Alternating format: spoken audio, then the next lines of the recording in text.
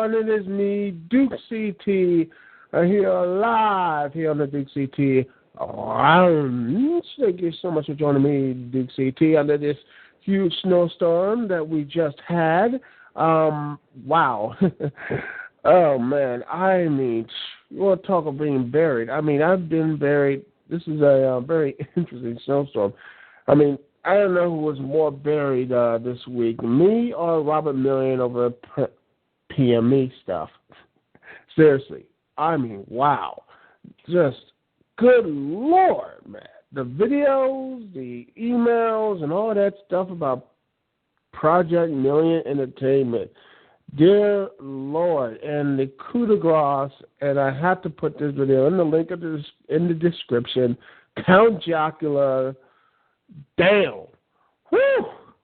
He killed it right there. He put the nail in that coffin. Damn. Just damn. Oh, boy. And just, wow. Anyway. Well, honestly, for the stuff I'm looking at, the most stuff I'm reading that stuff, you know, dude is a fucking scumbag. Him and his dad. Jeez. Wow. Anyway, let's get back to what I'm going to be talking about. Something interesting, something fun, and everything else. Let's talk about Impact Wrestling, ladies and gentlemen. Oh, man. The show has gotten so much better. It's funny that when they went to the UK, the show has gotten immensely better. It is astoundingly better, much better than Raw, because in the end, it has a lot of things going for it. One, it's not 3 hours of just long and pointless guest host, or long and pointless padding that just goes on for nowhere, goes on for nothing. I just can't stand watching 3 hour Raws, and thank God I skipped this one. You had Billy Gunn basically getting a bowel movement problem because Betty White tricked him. I don't know or care for that, and yeah, and it's amazing. That I mean, I've just gone so cold with the WWE, and I'll get more into WWE's attempt to bring me and all the old nostalgic guys back later on. But I'm going to talk about TNA and stuff that I really am positive for. I like the fact that the show is paced very well. It was very actiony. We have some really good stuff here for the most part. Let's see. Let's look at the positive stuff here. I really liked the Wolves debut with Samoa Joe. Also, did you know that this was actually the first time WWE or TNA that three former Ring of Honor World Heavyweight Champions teamed up together? Exactly. Samoa Joe, Davey Richards, and Eddie Edwards all were, at one point or another, Ring of Honor World Champions, and they teamed up. Very interesting little tidbit. Never happened before TNA or in the WWE. And as for the match, was pretty good. We also got guests, too, in the chat room. And remember, people, if you want to connect to me, Duke CT, the phone number, as always, is 724-444-7444. Once again, the call ID, the number is 724-444 and 7444. And the call ID to connect to me, Duke CT, is 92417. Again, the call ID is 92417. But if you can't call in, and what have you, remember, you can always leave your thoughts, comments on the chat room, and you can hear all the good stuff there. And we get your thoughts, your thoughts and everything else. Because, hey, the chat room's open. I love hearing your stuff, talking back and forth. So, anyway, thank you so much for listening. Yes, too. All right. Anyway, a lot of stuff I liked about Impact. There's a new knockout. Thank you. The alpha female. And I got to say, she looks good. And just taking out Chris. I mean, actually, I like the whole segment, by the way. Chris Sabin can play a great douchebag. I love that. And honestly, I'm hopeful this will lead to, her, dominant. Because hopefully Yeah, I want her and Lady Topper, all those guys and those gals to work out. Because I think she's visually impressive. And let's keep hoping there's more new female talent so actually have some good knockouts in the ring. So we can have some new stuff there. And here, I mean, but it's a shame to see has to debut as a heel because there is no real good new faces in the knockouts division right now. Here's hoping there's some new talent coming in a way to actually balance the heel and faces and such. Some good female faces like Evilise. Bring her back, TNA, what have you.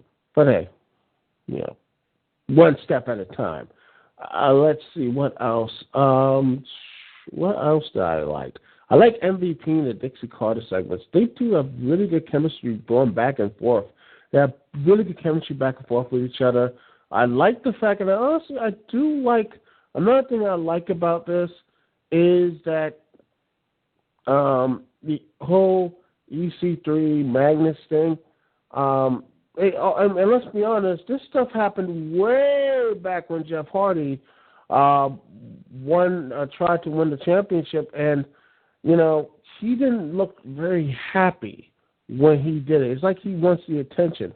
I'm not saying he gets a face or a heel turn or have you, a face turn for EC3. I think it's way too early for that because he has been presented as a spoiled brat character who has the abilities, but they always serve up tomato cans.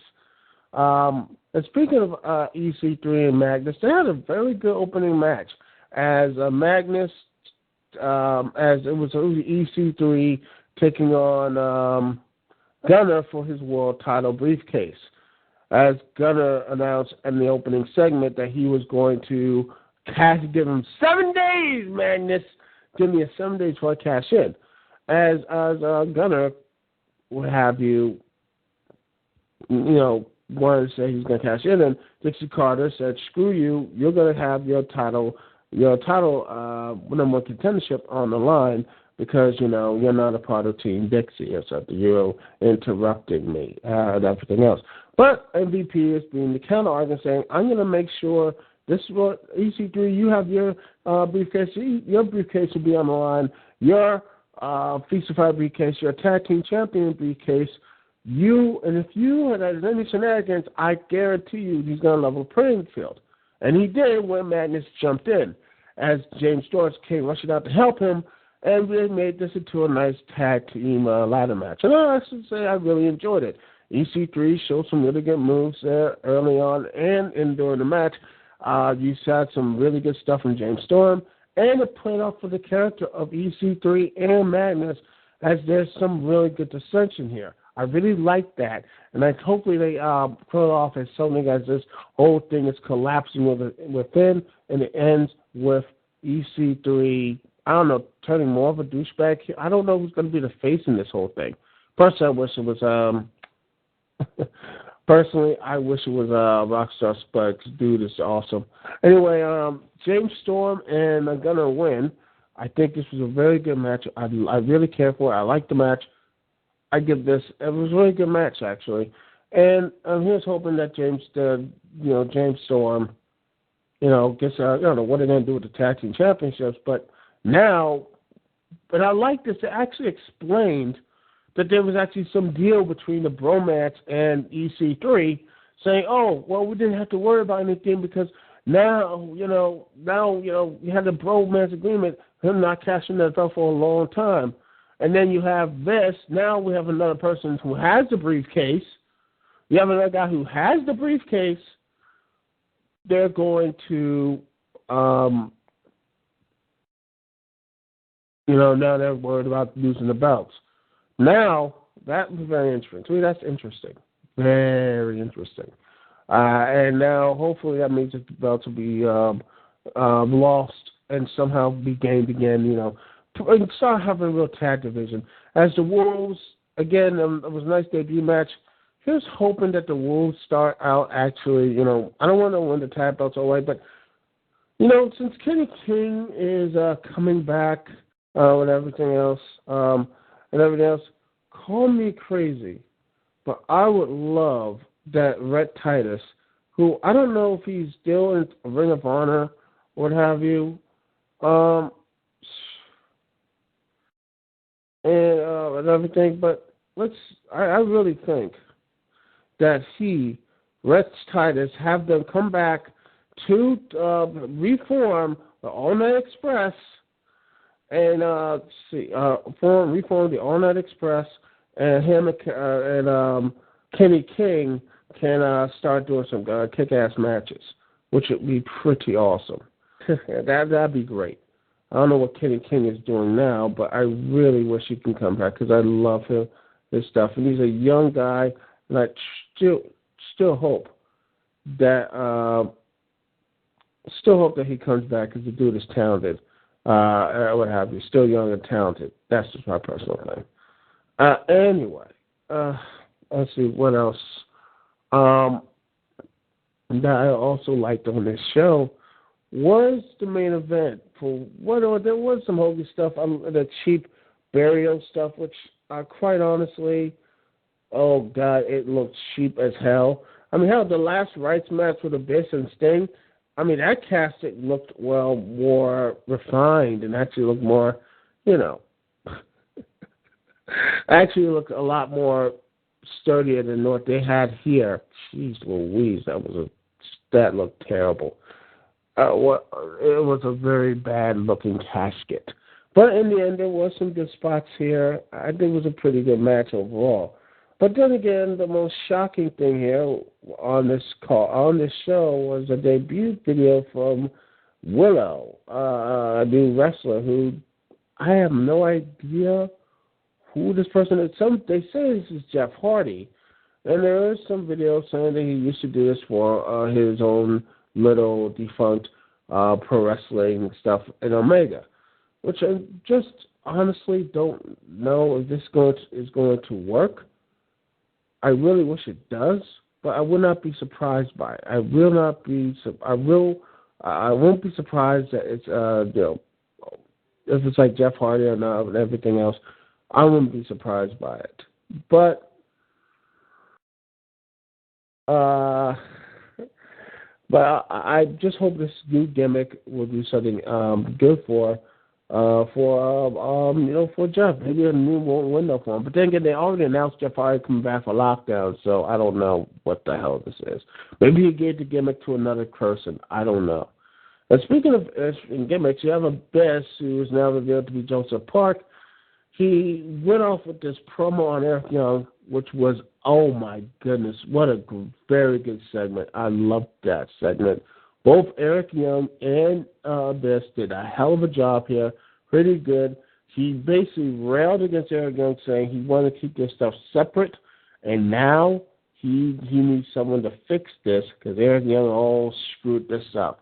So maybe this Willow, or I don't know who else is going to fix it. Maybe this could be Willow's, him mentoring Abyss or something. That would be a very interesting look there. So, good take.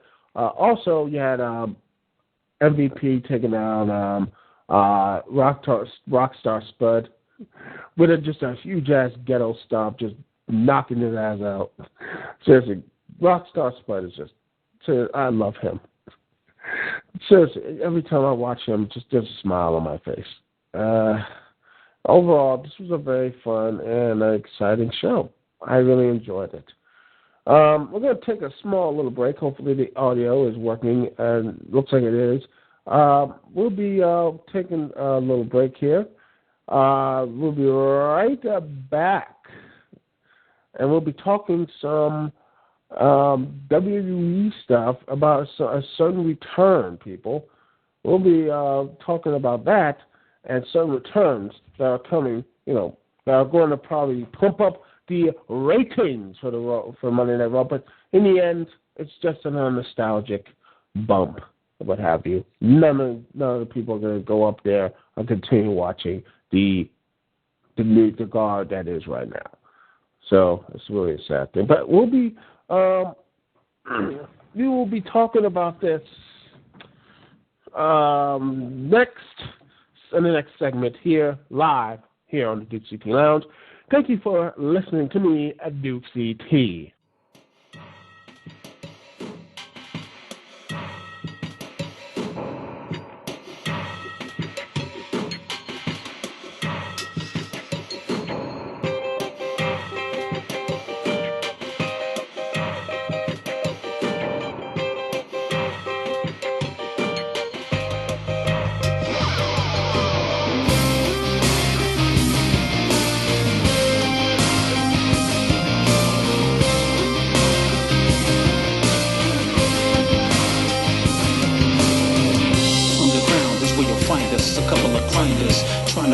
our way out and put this darkness behind us. And underground is my oration, sound integration. But situation is we're surrounded by light negation. It's black as pitch cause we're trapped by our violent souls. In a deep mind where deep rhymes won't keep my self-control. Too many foes, we feel snake bit and we won't take it. Enemies need their face hit, we going ape shit. Hell is my confinement within this mind. We are back live, ladies and gentlemen, here on the Dukect Lounge. Thank you so much for joining me, Dukect.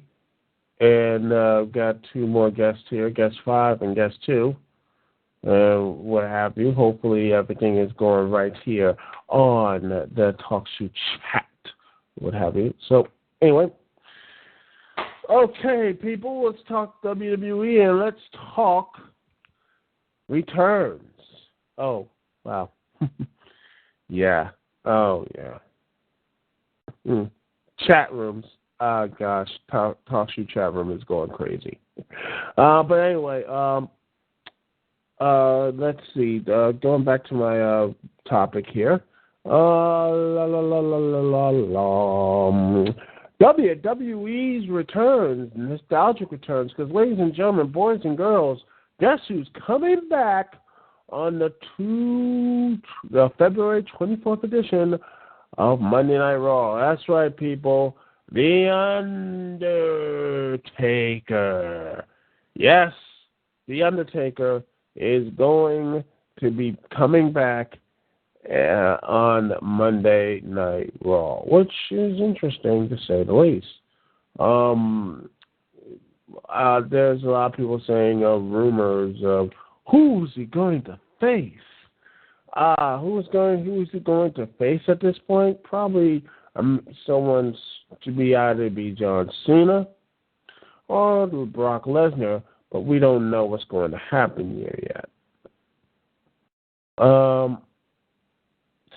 But honestly, at this point, I would not be surprised that The Undertaker will not be talking about or doing anything with the Shield because the Shield take them out. But not only that The Undertaker is going to be coming back, ladies and gentlemen.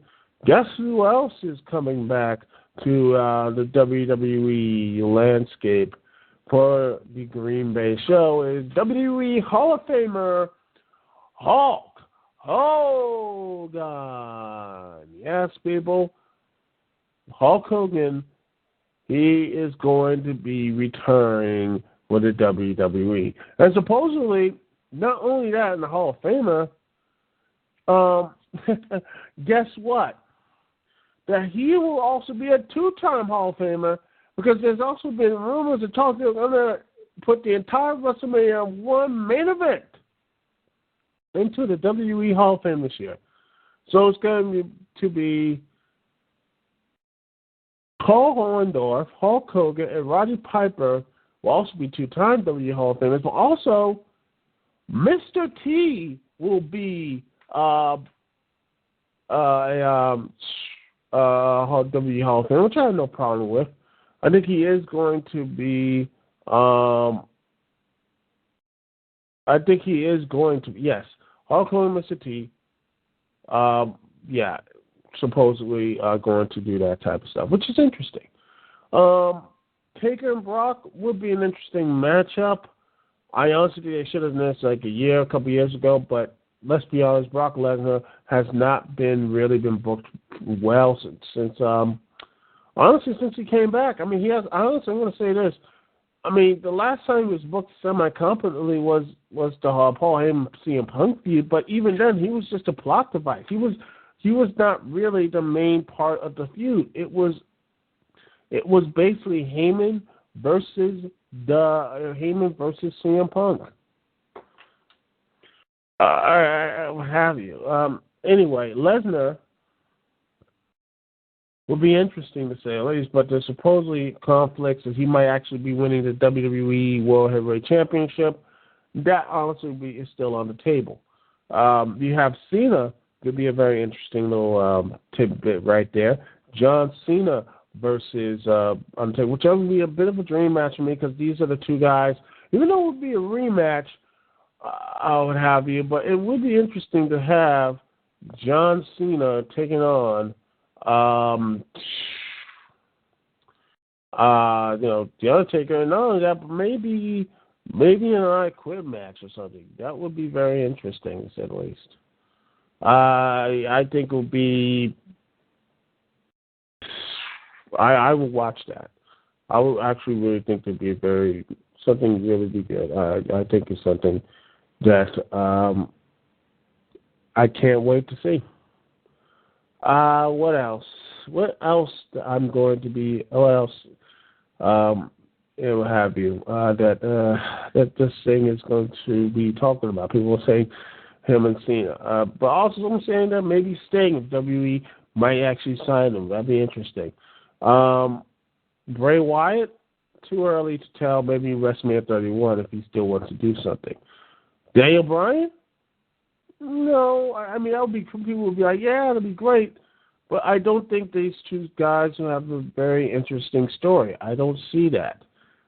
Maybe next year, again, I still think the best two people who I really believe that would face Cena, would face the Undertaker would be either Lesnar or Cena. I think those two guys are actually probably the closest people who actually can have a legitimate threat against ending the streak, which at this point I don't think no one can actually end the streak at this point. But the thing is, I wish that Brock Lesnar was booked more competently. That's my hope. Because honestly, the dude was still. It just pisses me off that Brock Lesnar is,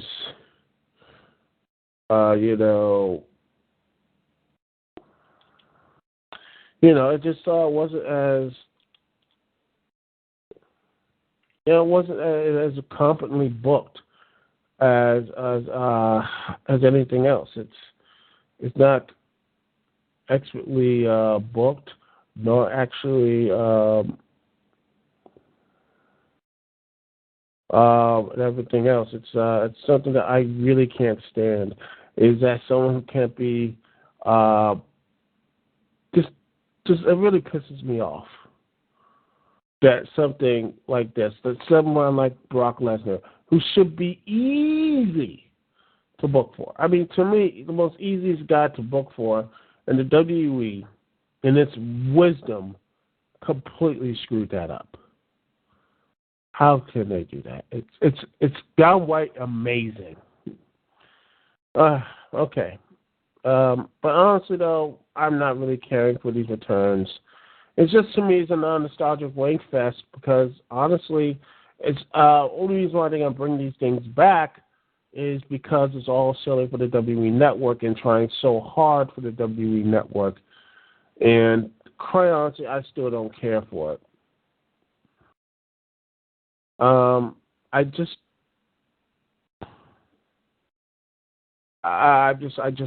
can't I can't muster up the care, and that's a shame. Again, I'm apathetic for WrestleMania, and this is WrestleMania. I was considering to go to WrestleMania 30. How in the hell can I be still apathetic about this company? But by God, they did it. They made me apathetic. Just really wondering why I'm still a fan of this company, man. I haven't watched a full episode of Raw since like last October. I really don't know what's going on. All right. I'm going to take a little break here, and we'll be right back. We're talking about video games. About something else that's pissing me off is Batman Arkham Origins, a game that is one I really like, but also has a bit of bugs and what have you. And, well, Warner Brothers is going to be doing something interesting with these bugs, but, well, yeah, I will talk about this right after the break here on the Dukect Lounge. Thank you for joining me, Dukect.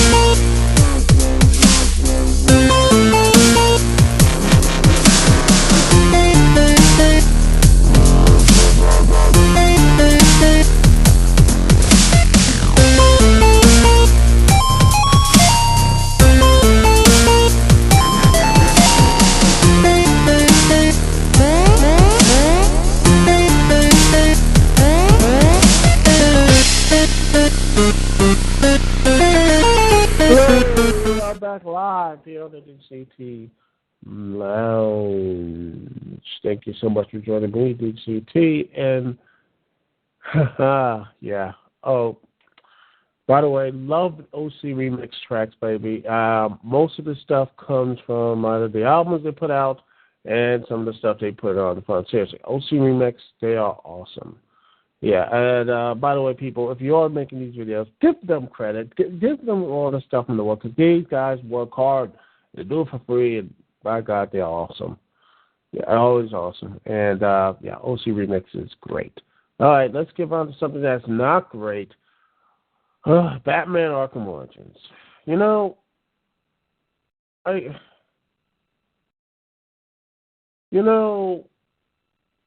like the game. I think Batman Arkham Origins is not a good sequel. I mean, to me, if I want to praise the Arkham series, I think Batman Arkham Origins is, well,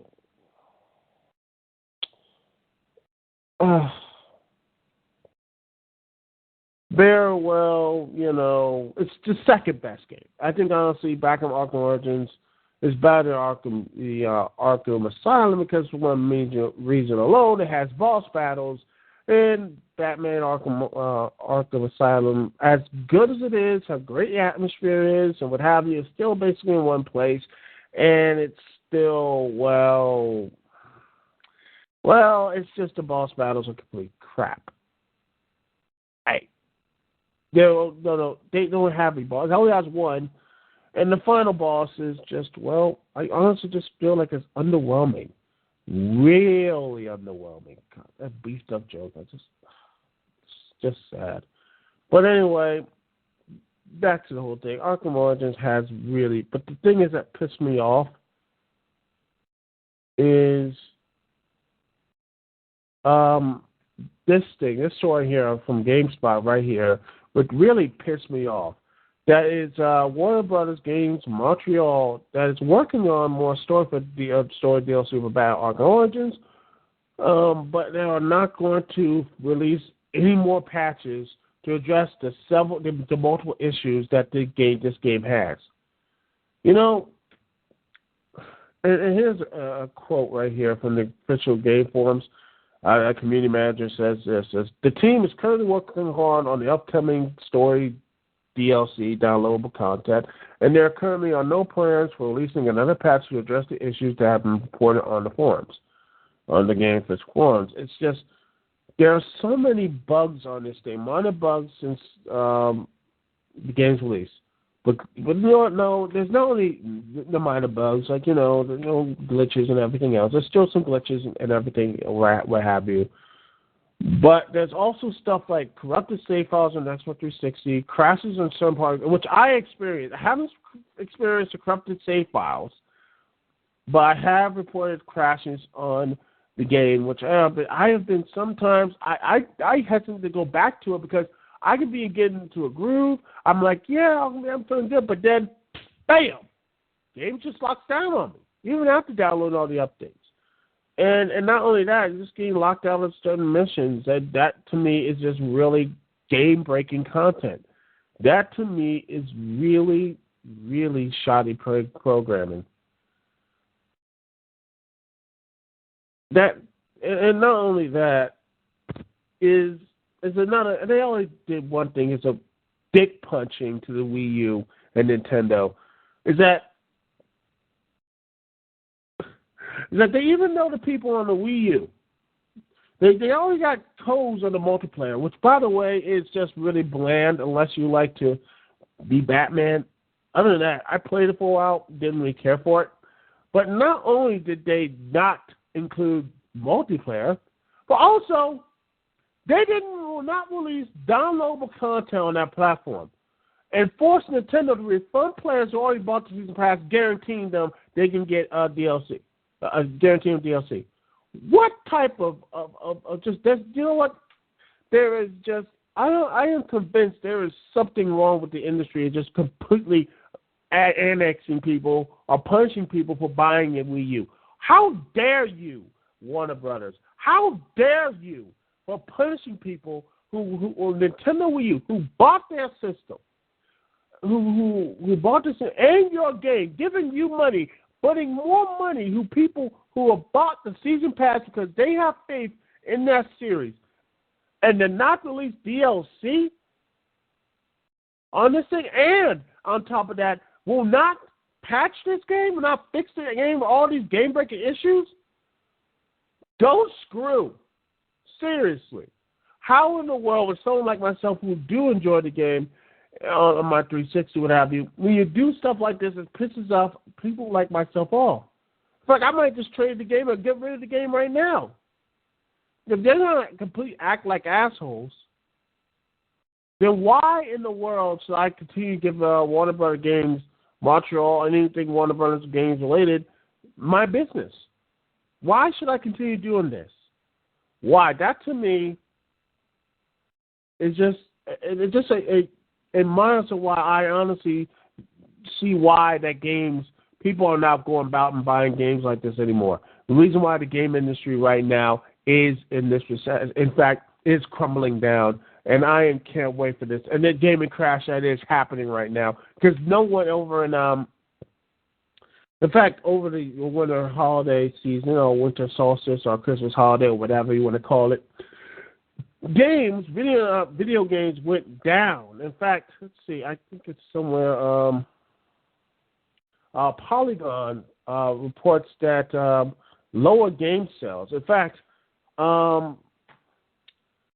that actually exactly over GameStop, there's actually a 22.5% drop in sales of new games compared to the 2012 holiday season over at Polygon.com, reported by Sumit Shakar. Link will be in description. And there's a reason why this stuff here is happening. It is. It's downright. And yes, that's true.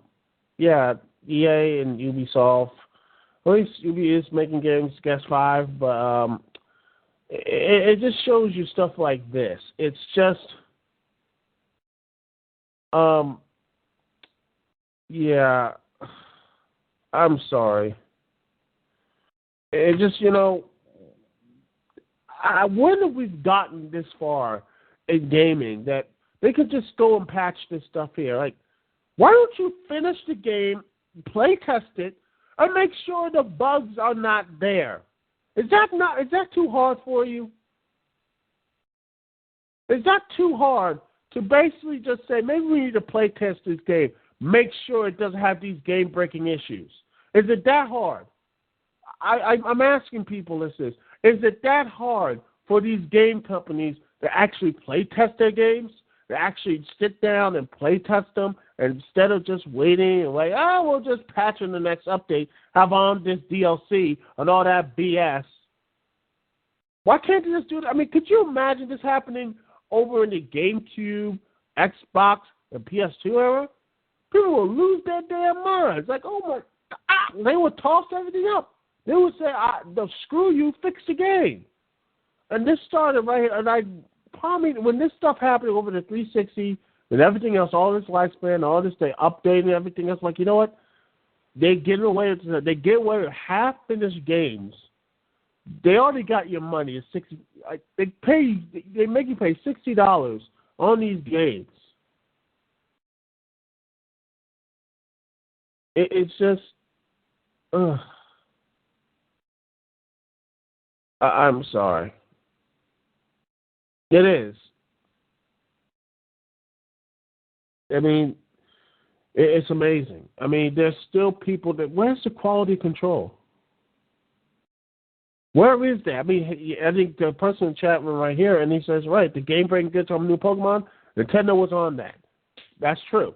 And that they were on that immediately, which is a good thing.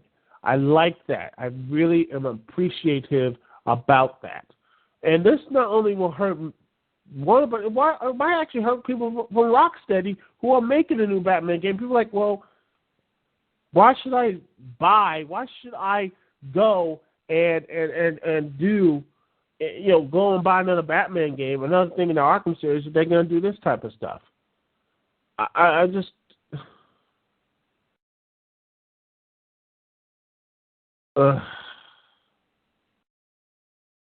it's just, this is the reason why I just, I want this to do well. I want this game to be everything else.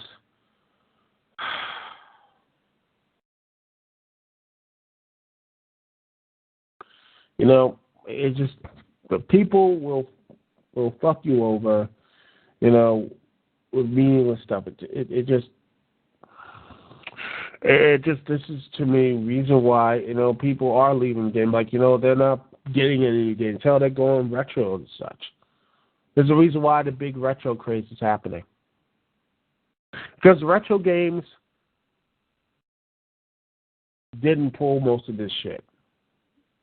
The game, they fixed that stuff. They made sure there's some stuff, but yet they weren't have game breaking stuff like this stuff that's going on right now. I just do not get this.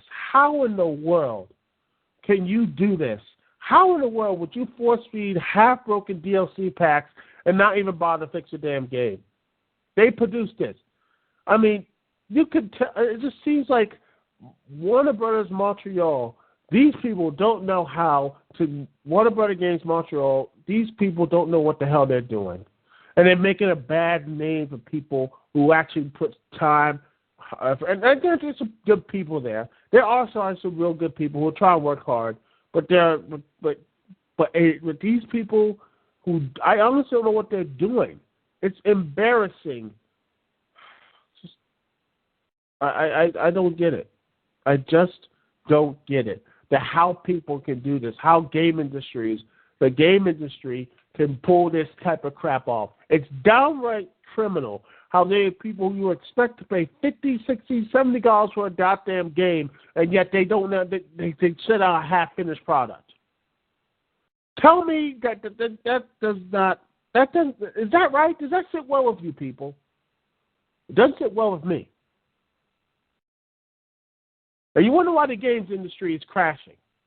And you know what? I'm hopeful when it does this crash, when everything levels out, we'll finally get some real good stuff come out. Maybe there's all this damn cheerleading for the next consoles and all this stuff will go away and actually get some real good game journalism. And stuff like that, man. It's goddamn pissing me off. Anyway. That's our show, ladies and gentlemen. I need to find something that ends with a happier note, because I always end with these negative stuff. All right. Yeah, real gaming journalism. That'll be the day. This is why I don't really go on gaming sites like this, man. But, well, I'm hopeful. I'm hopeful when they eventually, eventually they'll get it right. They have to. Anyway. Thank you so much for listening to me, DukeCT. Remember, you can find us on my YouTube page, DukeCT, youtube.com/DukeCT. Also, you can find us on my Blip page, Last Reviewer Standing, Blip TV/Last Reviewer Standing. Also, my next review will be up shortly. Hopefully, by next week, it will be up. I'm going to be shooting the stuff tomorrow, and hopefully the editing won't take me too long. Also, that it's going to be, I'll plaster this video up, and hopefully it'll be done by, get this thing up, hopefully. Now, if not tonight, I'll hopefully get this up by tomorrow on Saturday, my usual uploading time. Anyway, thank you so much for listening and being around the DukeCT Lounge. Thanks for listening live. And, well, keep spreading the word. Subscribe, like, rate, or whatever you people do on YouTube and everything else. Thank you so much for listening to me. This is DukeCT. Peace and love. I will see y'all when I see y'all later.